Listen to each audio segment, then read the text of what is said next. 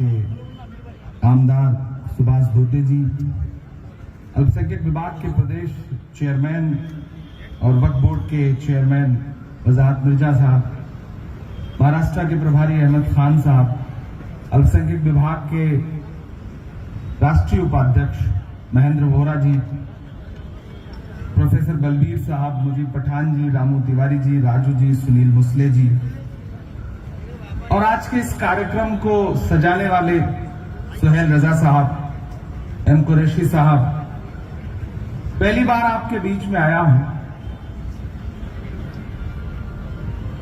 पिछले दिनों एक बार आया था तो बहुत दर्द में डूब के आया था, जब आपके चहेते सांसद बालू भाई आपके बीच में नहीं रहे थे तो मैं परिवार को सांत्वना देने के लिए आया था, आप सबसे मिल नहीं सका था उस दौरान।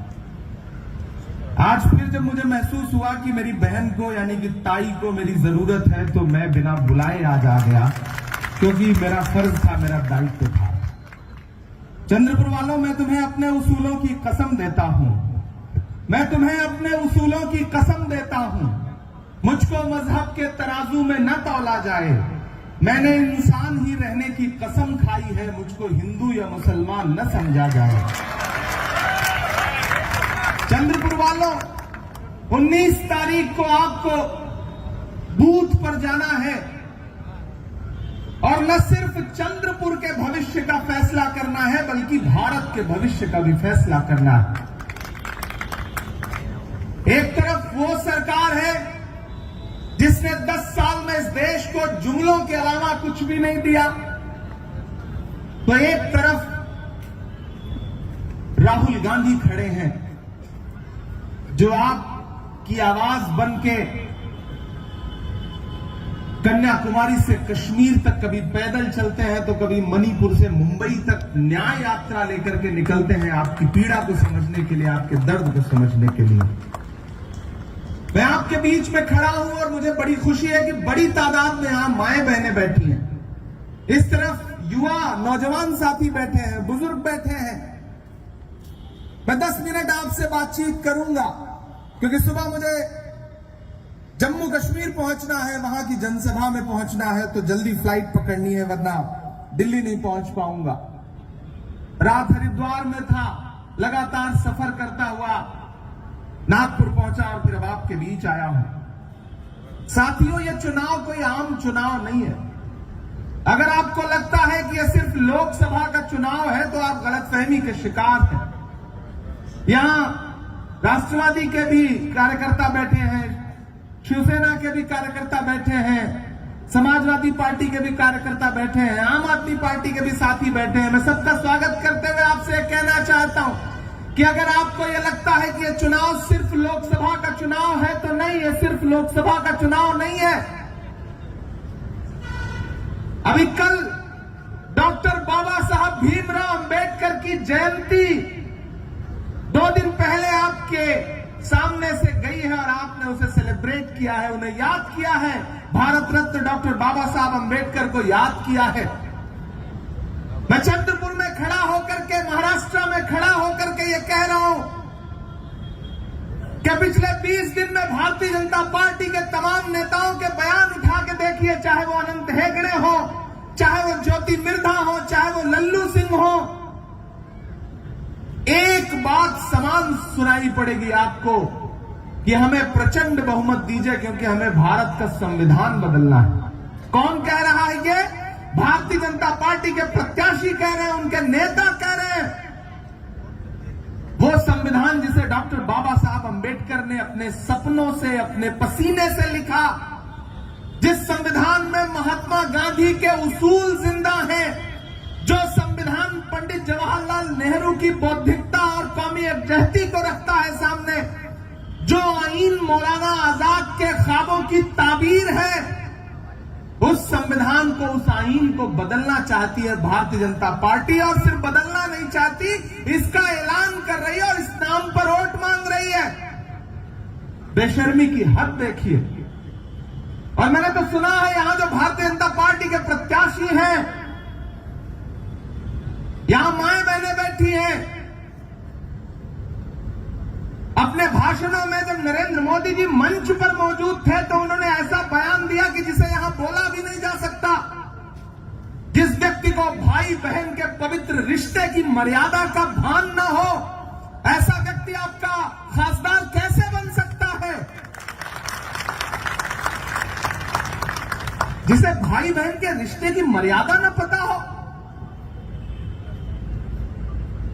मैं बालू भाई से 2-3 बार दिल्ली में मिला था और जब मुझे कांग्रेस पार्टी ने यहां से राज्यसभा का उम्मीदवार बनाया तो बालू भाई प्रतिभा ताई के साथ मुंबई आए थे चुनाव के दौरान और उन्होंने मुझसे कहा था कि ये तुम्हारी बहन है, ये तुम्हें वोट दे रही है। सुभाष भाई ने भी वोट दिया था। चंद्रपुर का मेरे ऊपर एहसान है कि अगर आज मैं राज्यसभा में बैठा हूं तो 2 वोट यहां से मुझे मिले थे, तब मैं चुन करके राज्यसभा में हूं। वो बालू भाई की एक बात, और जिस दिन बालू भाई के बारे में हम सबको यह समाचार मिला कि वो नहीं रहे, तो मैं सीधे भाग के घर आया सिर्फ उस बहन का हालचाल लेने के लिए, उस बहन की पीड़ा में उसके साथ खड़े होने के लिए। यहां मेरे दोनों भतीजे बैठे हैं, मानस और पार्थ, जिन्होंने अपने सर से पिता के साये को खो दिया है। चंद्रपुर वालों, मैं बहुत दूर से आपके बीच में आया हूं। आपसे यह कहना चाहता हूं कि अभी बालू भाई की चिता की राख जो है वो अभी ठंडी नहीं हुई है। किसी भाजपा के नेता में यह साहस कैसे आ गया कि वो ये कहे कि प्रतिभा ताई के आंसू तो झूठे आंसू हैं, वो आंसू के नाम पे वोट मांग रही है। ये भाजपा का प्रत्याशी कहता है कि वो आंसू के नाम पे वोट मांग रही है। अरे आंसू का मतलब भारतीय जनता पार्टी के नेता क्या समझेंगे जब उन्हें हाथरस की बिटिया के आंसू समझ में नहीं आए, जब उन्हें उन्नाव की बिटिया के आंसू समझ में नहीं आए, जब उन्हें जंतर मंतर पर बैठी हुई ओलंपिक पदक लाने वाली बेटियों के आंसू समझ में नहीं आए, तो उन्हें चंद्रपुर की बहू और चंद्रपुर की बेटियों के आंसू कैसे समझ में आएंगे? भाजपा के नेताओं, आप आंसू की बात न करिए। आपको प्रतिभा ताई के आंसू झूठे लगते हैं। अरे हमने तो पार्लियामेंट में खड़े होकर के नरेंद्र मोदी जी को झूठे आंसू बहाते देखा है। भावुक हो जाते हैं बात बात पे। अदाकारी तो कमाल की है, अमिताभ बच्चन भी पीछे छूट जाए, ऐसी अदाकारी करते हैं साहब। तो जब रोहित वेमुला की संस्थानिक हत्या हुई थी तो एक भाषण देते हुए जब नरेंद्र मोदी जी भावुक हुए और बिल्कुल ऐसा लगा कि अब आंसू बहा देंगे, तो एक पत्रकार ने मुझसे कहा कि इमरान साहब, लग रहा है आज बहुत भावुक हो गए हैं नरेंद्र मोदी जी, आप क्या कहेंगे? तब मैंने कहा भाई मैं क्या कहूंगा, मैं तो शायर हूं। मुझे एक शेर याद आ रहा है कि वो अब तिजारती पहलू निकाल लेता है, मैं कुछ कहूं तो तराजू निकाल लेता है, मैं इसलिए भी तेरे फन की कद्र करता हूं, तो झूठ बोल के आंसू निकाल लेता है। ये आंसुओं का व्यापार करने वाले लोग, आंसुओं के नाम की राजनीति करने वाले लोग, भावनाओं को बेचने वाले लोग, किसी बहन के सच्चे आंसुओं की कीमत क्या समझेंगे? मैं तो यहां खड़ा होकर के आपके जो भाजपा के प्रत्याशी हैं सुधीर जी, मैं तो उनसे कहना चाहता हूं कि मेरी पढ़ाई इलाहाबाद विश्वविद्यालय में हुई है। मैं गंगा और जमुना, दो जो पवित्र नदियां हैं, उनके घाट पर बैठ करके कविताएं लिखता रहा हूं। सुधीर जी, अगर आप में साहस है तो आप प्रतिभा ताई के आंसुओं की जांच करा लीजिए। गंगा जल जैसे पवित्र आंसू हैं ये, जिनका आप मजाक उड़ाना चाहते हैं। चंद्रपुर वालों, आप उनके भाषण सुन रहे हैं इन दिनों, उन्हें बोलने दीजिए। लोकतंत्र में हर अमर्यादित भाषा का जवाब वोट से दिया जाता है। 19 तारीख को अपने घरों से बाहर निकलिए और जब ईवीएम की लाइनों में खड़े होइए पोलिंग बूथ पर, तो यह सोच के जाइए कि आपका दिया हुआ एक एक वोट सिर्फ प्रतिभा ताई को नहीं मिलेगा, ऊपर कहीं बालू धानोरकर साहब की आत्मा आपकी तरफ उस दिन निहार रही होगी कि आप उनके अपने रिश्ते का मोल कैसे चुका रहे हैं। मैं बहुत भावुक होकर के आपसे ये बात कह रहा हूं। और उस दिन आपका दिया गया एक एक वोट सिर्फ प्रतिभा ताई को नहीं मिलेगा, आपका दिया गया एक एक वोट मोहब्बत के उस मसीहा को मिलेगा जिसका नाम राहुल गांधी है। आपका दिया गया एक एक वोट डॉक्टर बाबा साहब अंबेडकर के सच्चे अनुयायी मल्लिकार्जुन खड़गे को मिलेगा। आपका दिया गया एक एक वोट प्रियंका गांधी जी को मिलेगा, सोनिया गांधी जी को मिलेगा। और आपका दिया गया एक एक वोट प्रतिभा ताई के इस छोटे भाई इमरान प्रतापगढ़ी के ऊपर एहसान होगा। मैं इसलिए आपके सामने अपना दामन फैलाने के लिए आया हूं। ये जो मेरी नई नस्लें खड़ी हैं, नए नौजवान साथी खड़े हैं, आपसे तो ये कह रहा हूं, आपके पास तो सोशल मीडिया की ताकत है। फेसबुक पर, ट्विटर पर, इंस्टा पर, यूट्यूब पर आप लिखते पढ़ते हैं, बोलते हैं। मैंने सुना है कल्चरल मिनिस्टर है आपके कैंडिडेट भाजपा के, जिसके पास सांस्कृतिक मंत्रालय हो, उसकी इतनी अमर्यादित भाषा, मुझे हैरत है। अब जब वो कहीं इस तरह की बात बोलते हुए नजर आए तो उनसे कहिएगा कि गमों की धूप में भी मुस्कुरा कर चलना पड़ता है। ये दुनिया है, यहां चेहरा सजा कर चलना पड़ता है। तुम्हारा कद मेरे कद से बहुत ऊंचा सही, लेकिन चढ़ाई पर कमर सबको झुका कर चलना पड़ता है।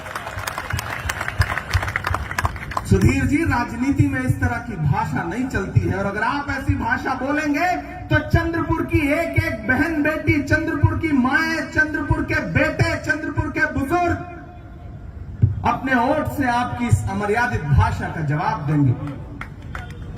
मेरे भाई, अगर ये लगता है कि ये चुनाव सिर्फ एक सांसद चुनने का चुनाव है, तो नहीं।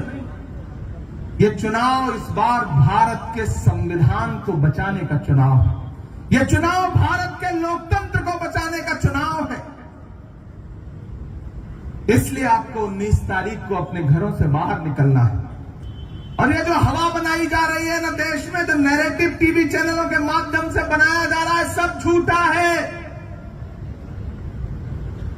भारतीय जनता पार्टी इस लोकसभा चुनाव में 180 सीट का आंकड़ा नहीं पार करेगी, नहीं पार करेगी, नहीं पार करेगी। जुमले दे रहे हैं मोदी साहब इस बार। एक आंकड़ा बता रहे हैं कि इतनी सीटें। एक आंकड़ा तो उन्होंने 10 साल पहले भी बताया था, 15 लाख वाला। बिल्कुल उसी तरह का जुमला है ये। जैसे 15 लाख का जुमला था, वैसे ये भी जुमला है।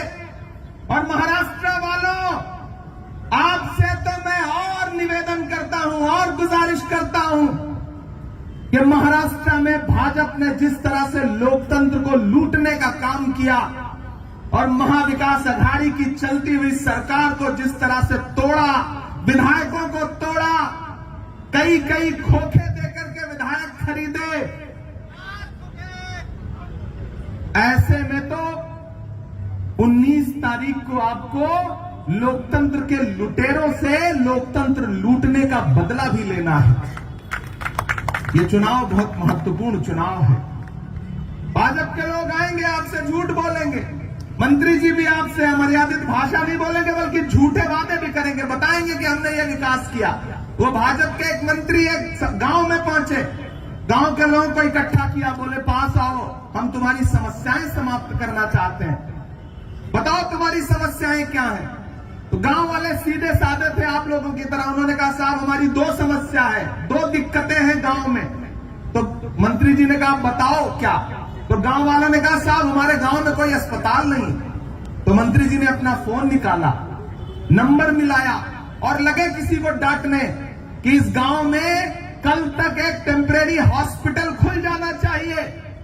डांट वाट के जब फोन उन्होंने मोबाइल रख दिया तो फिर गांव वालों से कहा कि मैंने तुम्हारी पहली समस्या समाप्त कर दी, अपनी दूसरी समस्या बताओ। तो गांव वाले आपकी तरह भोले थे, उन्होंने कहा साहब हमारी दूसरी समस्या यह है कि इस गांव में मोबाइल का कोई नेटवर्क ही नहीं है। ये है भाजपाइयों का झूठ, ये झूठ है इनका। और माओ बहनों, आपसे तो मैं विशेष रूप से अनुरोध करना चाहता हूं कि आप जब सुबह किचन में जा करके खाना बनाना शुरू करती हैं और कढ़ाई में सब्जी बनाने के लिए जब सरसों का या जो भी रसोई का तेल है वो डालती हैं, तो उसके साथ आपके आंसू भी गिरते हैं, क्योंकि कांग्रेस की सरकार में जो 70 रुपए लीटर था वो आज 200 रुपए के पार पहुंच गया। वो गैस सिलेंडर जो 400 रुपए का था वो 1000 के पार चला गया। आटा, चावल, दूध, दही, पनीर, छाछ, लस्सी, अरे ये फिल्में टैक्स फ्री करने वाले भाजपा सरकार के लोग कफन पे आपसे जीएसटी ले रहे हैं। कफन पे, चिता की लकड़ी पर महंगाई आ गई। अगर आपको लगता है कि ये जनता का भला करने वाले लोग हैं तो आप गलतफहमी के शिकार हैं। ये चंद उद्योगपतियों के साथी हैं। कीमत तो बहुत बढ़ गई शहरों में धान की, लेकिन विदा न हो सकी बेटी किसान की। मौका मिला तो लोगों ने कुर्सी के वास्ते तस्वीर ही बिगाड़ दी हिंदुस्तान की। 700 किसान सिंगू बॉर्डर पे बैठे बैठे शहीद हो गए। 700 किसान, उनके रास्ते में कटीले तार, नुकीले कीले, पानी की बौछार और लाठियां दी गई उनको। लेकिन अब कांग्रेस क्या कह रही है कि हमारी सरकार बनते ही हम स्वामीनाथन आयोग के हिसाब से किसानों को एमएसपी देंगे। और सबसे ज्यादा तो खुश हमारी महिलाओं को होना चाहिए कि कांग्रेस क्या कह रही है कि जैसे ही हमारी सरकार बनेगी हर गरीब परिवार की महिला को 1 लाख रुपए हर साल अकाउंट में डायरेक्ट दिया जाएगा। यह बहुत कमाल की घोषणा है। और नौजवान साथियों, कांग्रेस आपसे भी कह रही है कि आते ही 30 लाख रोजगार तुरंत आपको दिया जाएगा, पक्की नौकरी दी जाएगी। और वो साथी जो डिप्लोमा लेकर के घूम रहे हैं उनको 1 लाख रुपए बेरोजगारी भत्ता दिया जाएगा। कांग्रेस इसमें यह भी कह रही है कि वो महिला गरीब है, हिंदू है या मुसलमान है, सिख है, ईसाई है, हमसे कोई मतलब नहीं। वो भारत की नागरिक है और गरीब है तो उसके खाते में डायरेक्ट 1 लाख रुपए हर साल। एक तरफ मोदी जी हैं, उनके भाषण सुनिए, भाजपाइयों के भाषण सुनिए और राहुल गांधी के भाषण सुनिए। राहुल गांधी न्याय की बात कर रहे हैं, प्रधानमंत्री जी चाय की बात करते हैं, राहुल गांधी जी न्याय की बात करते हैं। तो आपको यह समझना है कि आपको क्या फैसला करना है। मैंने कहा ना, मैं आपसे बहुत दूर से मिलने के लिए आया हूं, लगातार चुनाव प्रचार में सक्रिय हूं। बतौर शायर भी आप मुझे जानते पहचानते हैं और मेरा सौभाग्य यह है कि राज्यसभा में महाराष्ट्र का प्रतिनिधित्व करने का भी सौभाग्य और खुशनसीबी मुझे प्राप्त है। मैं इसलिए प्रतिभा ताई के लिए अपना दामन फैला करके आपसे वोट की अपील करने आया हूं।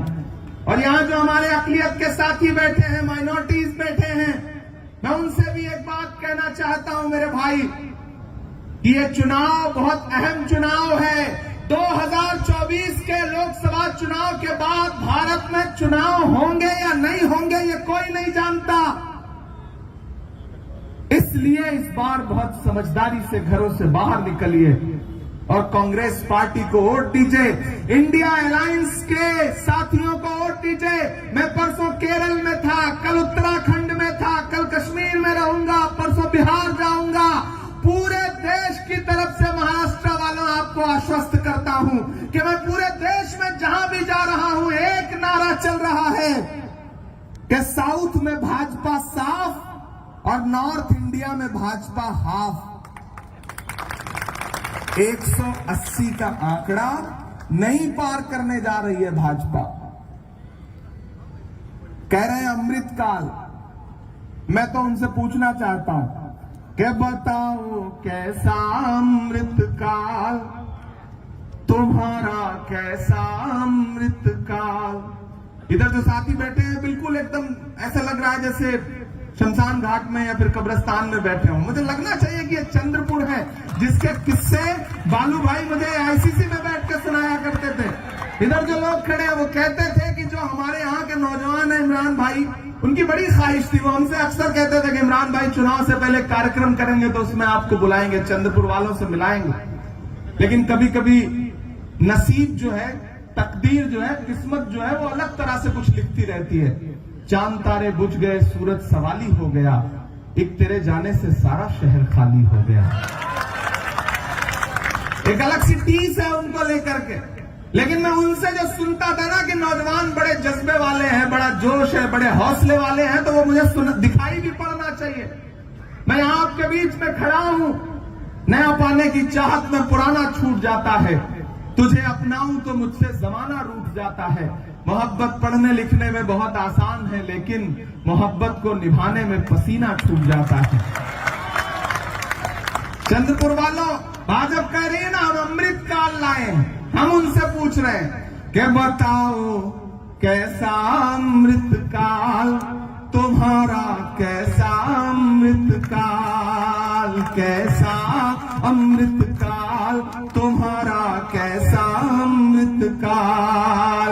आसमान के भाव छू रहे आटा चावल दाल तुम्हारा, कैसा अमृत काल तुम्हारा, कैसा अमृत काल। कि जिधर देखिए उसी तरफ है नफरत की तैयारी, नफरत का बाजार खोल कर बैठे हैं व्यापारी। तुमने जो चाहा कर डाला इसका गिला नहीं है, हमने विष ही विष पाया है अमृत मिला नहीं है, हमने विष ही विष पाया है अमृत मिला नहीं है। चंदे के धंधे से तुम तो, इलेक्टोरल बॉन्ड याद है ना, कि चंदे के धंधे से तुम तो हो गए माला माल। बताओ कैसा अमृत काल तुम्हारा, कैसा अमृत काल। आसमान के भाव छू रहे आटा चावल दाल तुम्हारा, कैसा अमृत काल। बताओ कैसा अमृत काल। और अंतिम पंक्तियां सुनना कि फिल्में टैक्स फ्री करते हो, कफन पे है जीएसटी। फिल्में टैक्स फ्री करते हो, कफन पे है जीएसटी। सांसों पे है पाबंदी और मन पे है जीएसटी। कि महंगाई से मिलेगा कब छुटकारा पूछ रहा है। नजर उठाओ तुमसे देश ये सारा पूछ रहा है। तुमसे तुम्हारे अच्छे दिन का नारा पूछ रहा है। और चंद्रपुर वालों, अब आपकी तालियां दिल्ली तक जाएं, मुंबई तक जाएं कि कब तक कहकर बचोगे इसमें, कब तक कहकर बचोगे इसमें। है नेहरू की चाल तुम्हारा, कैसा अमृत काल। बताओ कैसा अमृत काल। आसमान के भाव छू रहे आटा चावल दाल तुम्हारा, कैसा अमृत काल तुम्हारा, कैसा अमृत काल। माँ बहनों, याद है ना 2013 में उनका नारा, बहुत हुई महंगाई की मार अब की बार मोदी सरकार। याद है ना वो नारा। और उस नारे की सच्चाई क्या निकल के आई कि भारत में कौन सा सामान ऐसा नहीं है रोजमर्रा की जिंदगी का जो महंगा ना हो गया। और अब जब चैनलों पे बैठ के मोदी जी कहते हैं कि हम जो है देश के गरीबों को अमीर बनाएंगे, गरीबी मिटाएंगे, तब मेरा मन करता है मैं उनसे कहूं कि गरीबी को मिटा देने की बातें सिर्फ बातें हैं। जो खुद दौलत के भूखे हैं गरीबी क्या मिटाएंगे। गरीबों का लहू तो आपकी कारों का डीजल है। गरीबी मिट गई तो आप क्या रिक्शा चलाएंगे।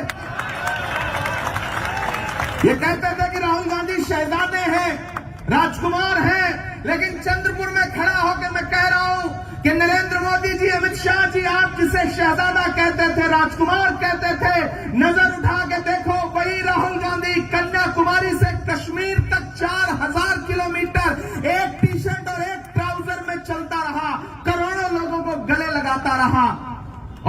नारा लगाता रहा कि नफरत छोड़ो भारत जोड़ो।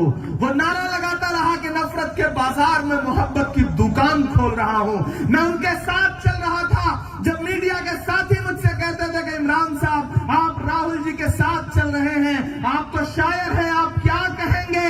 तब मैं उनसे कहता था कि जो हर जालिम से टकराएगी वो आंधी बनाऊंगा, जो हर जालिम से टकराएगी वो आंधी बनाऊंगा। नए अंग्रेज आए हैं, नया गांधी बनाऊंगा। मैं चल रहा था उनके साथ। मैं तो मोदी जी से कहना चाहता हूं कि आप जिसे शहजादा कहते थे वो एक टी शर्ट में, एक ट्राउजर में हिंदुस्तान की सड़कों की खाक छानता रहा, लेकिन आप खुद को फकीर कहते थे। आपने 10 लाख रुपए का सूट पहना, मोबाडो की घड़ी पहनी, मोबाडो का चश्मा पहना और 8,500 करोड़ के जहाज में कभी दुनिया के इस देश में, कभी उस देश में, कभी उस देश में घूमते रहे। अब देश फैसला करेगा कि कौन शहजादा है और कौन फकीर है, किसे भारत की जनता से प्यार है और किसे उद्योगपति दोस्तों से प्यार है। ये आने वाले दिनों में देश को तय करना है। वो आपको मुद्दों से भटाएंगे, मुद्दों से बरगलाएंगे, लेकिन आपको एक चीज याद रखना है कि यूनान के बादशाह सिकंदर ने जब यूनान फतेह किया तो जीत का जश्न मनाने के लिए शहर की सड़कों पर निकला। याद रखना मेरी इस बात को, जो मैं एक बहुत गंभीर बात कह रहा हूं कि जब सिकंदर ने यूनान फतेह किया, जीता, तो शहर की सड़कों पर जीत का जश्न मनाने निकला तो उसने देखा कि पूरा शहर जश्न मना रहा है, लेकिन सड़क के किनारे एक फकीर है जो सो रहा है चादर ओढ़ के बेफिक्र। सिकंदर को गुस्सा आया। सिकंदर अपने घोड़े से उतरा और फकीर के पास जाकर के उसे जोर की लात मार के कहा कि क्यों रे फकीर, मैंने शहर जीत लिया है, लोग जश्न मना रहे हैं और तू सो रहा है। तो उस फकीर ने उन्हीं आंखों से सिकंदर की तरफ देखा और देख करके कहा कि शहर फतेह करना बादशाहों का काम है, लेकिन लात मारना तो गधे का काम है। क्या ईश्वर की दुनिया में इंसानों की इतनी कमी हो गई है जो उसने बादशाहत ऐसे व्यक्ति को सौंप दी है जो लात मारता है? याद करना, आपको महंगाई की लात पड़ी है या नहीं पड़ी? याद करना, माए बहने, जब नोटबंदी हुई थी तो आपने अपने आंचल में जो 10-10, 20-20, 100-100, 200, 500 के नोट छुपा करके परिवार में रखे थे कि कभी मुसीबत में काम आएंगे, वो भी निकाल करके बैंक में जमा करवा लिया कि नहीं करवा लिया? जो आटे के गुल्लक में, आटे के डब्बे में परिवार से, पति से बचा करके अपनी बचत का पैसा आप सबने रखा था, उसको भी जमा करवा लिया। नोटबंदी की लात मारी थी या नहीं मारी थी? नारा दिया था कि बेटी बचाओ बेटी पढ़ाओ, ये नारा था प्रधानमंत्री जी का। और उस नारे की सच्चाई ये रही कि जंतर मंतर पर ओलंपिक लाने वाली बेटियां रोती रहीं, चीखती रहीं, अपना मेडल लेके प्रधानमंत्री की चौखट पर गई, लेकिन प्रधानमंत्री जी उन बेटियों के साथ नहीं खड़े हुए, बल्कि उस अपराधी के साथ खड़े हुए जिनके लिए ये बेटियां इंसाफ मांगने गई थी। तो चंद्रपुर वालों, ये चुनाव बहुत महत्वपूर्ण है। मैं आपसे ये कहने आया हूं कि इस बार सवाल पूछिए, और इस बार तो चंद्रपुर की अस्मिता का चुनाव है। एक तरफ वो खड़े हैं जो ये कहते हैं कि भाई बहन के रिश्ते और ऐसा और वैसा, अमर्यादित भाषा, और एक तरफ चंद्रपुर की बेटी, चंद्रपुर की बहू आपके सामने अपना दामन फैला करके, आंचल फैला करके कह रही है कि मैं अपनी पति की विरासत को आगे बढ़ाना चाहती हूं, उन्होंने जो काम अधूरे छोड़े हैं उसे पूरा करना चाहती हूं, मैं अपने 2 बेटों को लेकर के आपके सामने खड़ी हूं, आपकी सेवा करूंगी, मुझे समर्थन दीजिए, मुझे वोट दीजिए।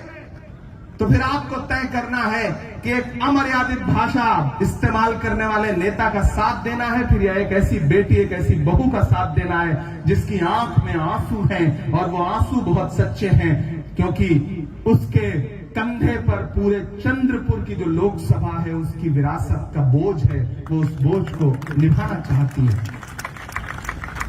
चंद्रपुर वालों, समय बहुत कम है, मुझे वापस जाना है, अभी नागपुर पहुंचना है, फ्लाइट पकड़ना है, लेकिन मैं आपसे इतना अनुरोध कर रहा हूं कि मैं सिर्फ यहां पर एक नेता की हैसियत से नहीं खड़ा हूं, एक भाई की हैसियत से भी अपनी बहन के लिए वोट मांगने आया हूं। और साथ साथ ये भी कह रहा हूं कि आपका खासदार भी हूं, राज्यसभा का सांसद हूं महाराष्ट्र से।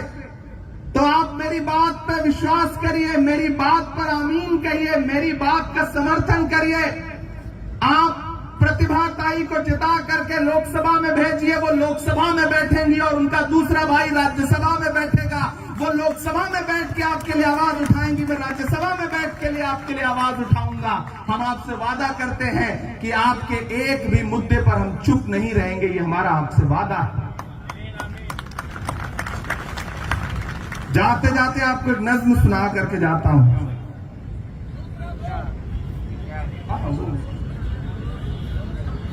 अच्छा, दो सुनाऊं? तो ये कितने समझदार लोग हैं। मैंने कहा एक सुनाऊं, बोले नहीं दो सुनाओ। इन्हें भी पता है पकड़ में आ गया है हाथ में, तो फिर पूरा वसूली करके ही वापस भेजना है। ये सब बहुत समझदार लोग हैं। वो चंद्रपुर के 2-3 लोग साथ में यात्रा कर रहे थे, सफर कर रहे थे ट्रेन में। तो एक ने कहा कि साहब मैं तो हैदराबाद का हूं, हम जिंदगी को जीते हैं, हम नवाब और निजाम के शहर के लोग हैं। एक उत्तर प्रदेश का था, उसने कहा साहब हम तो लखनऊ के लोग हैं, हमारी तो तहजीब ही अलग है। तो एक ने कहा साहब हम चंद्रपुर के लोग हैं, महाराष्ट्र के लोग हैं, हमारा कल्चर अलग है। तो आपस में बातचीत होने लगी। तो ये हुआ कि बताओ साबित करो कैसे। तो वो जो हैदराबाद वाला था उसने 500 की नोट निकाली, उसको मोड़ के सिगरेट बनाया और बना करके जला के पीने लगा। बोला देखो हम 500 रुपए की सिगरेट लम्हा भर में पी जाते हैं। अब दोनों पलट के यूपी वाले की तरफ देखने लगे कि अब ये क्या करेगा। तो यूपी वाले ने क्या किया कि जेब से 2000 का नोट निकाला, उसको मोड़ के सिगरेट बनाया और बना करके जला के पीने लगा। अब दोनों पलट के चंद्रपुर वाले की तरफ देखने लगे कि भैया 2000 से तो बड़ी नोट भी नहीं होती, अब क्या करेगा ये व्यक्ति। लेकिन ये चंद्रपुर है साहब। उसने 1 मिनट देखा और उसके बाद अपना ब्रीफकेस खोला, चेकबुक निकाला और उस पर लिखा 5 लाख। फिर उसको मोड़ करके जला करके सिगरेट पीने लगा। बोला देखो हम 5 लाख की सिगरेट पी रहे, ये चंद्रपुर है, इसका अपना तेवर है। ये तो आजकल मोदी जी से भी पूछ रहा है कि कहां सोया है चौकीदार। और ये पीछे तक लोग खड़े हैं, मुझे उनका भी समर्थन मिलना चाहिए। इधर तो हमारी माएं बहनें बैठी हैं। देखिए चुनाव जो है ना, सिर्फ वोट देने का नाम नहीं है, चुनाव समर्थन देने का नाम है, चुनाव हौसला देने का नाम है। और हौसला हम कैसे दे सकते हैं? आपकी तालियां, आपका उत्साह, आपका शोर।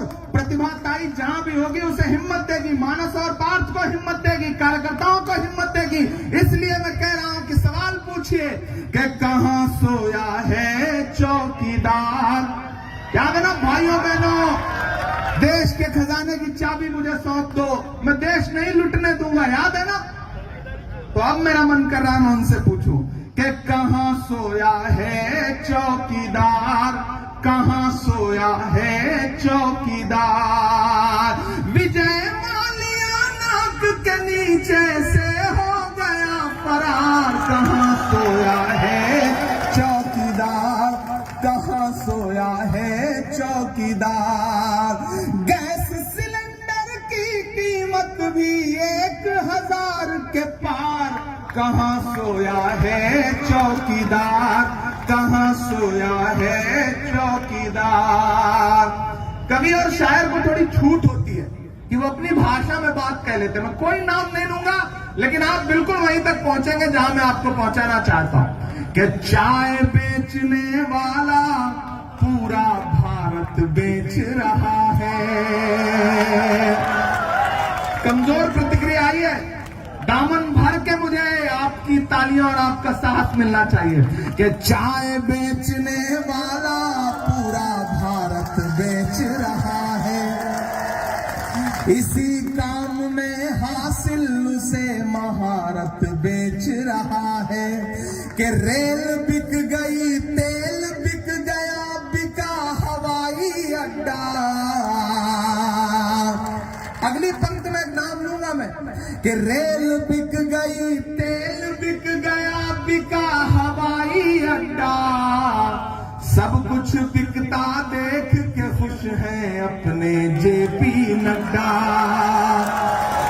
कि जनता महंगाई की मारी, जनता महंगाई की मारी करती हाहाकार।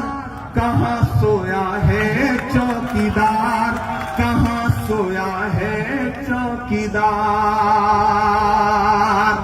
चंद्रपुर वालों, मुझसे वादा करिए आप कि एक बहन के लिए जो उसका छोटा भाई यहां अपना दामन फैलाने आया था, उसे 19 तारीख को निराश नहीं करिएगा। मैंने कहा ना, आपका वोट सिर्फ प्रतिभा ताई को नहीं मिलेगा, आपका वोट राहुल गांधी को ताकत देगा, भारत के संविधान को ताकत देगा, इस देश के लोकतंत्र को ताकत देगा और राहुल गांधी के उस न्याय को ताकत देगा जो देश के गरीबों से, देश के दलितों से, देश के पिछड़ों से, देश के सवर्ण गरीबों से, देश के अल्पसंख्यकों से राहुल गांधी जी करना चाहते हैं। तो इसलिए 19 तारीख को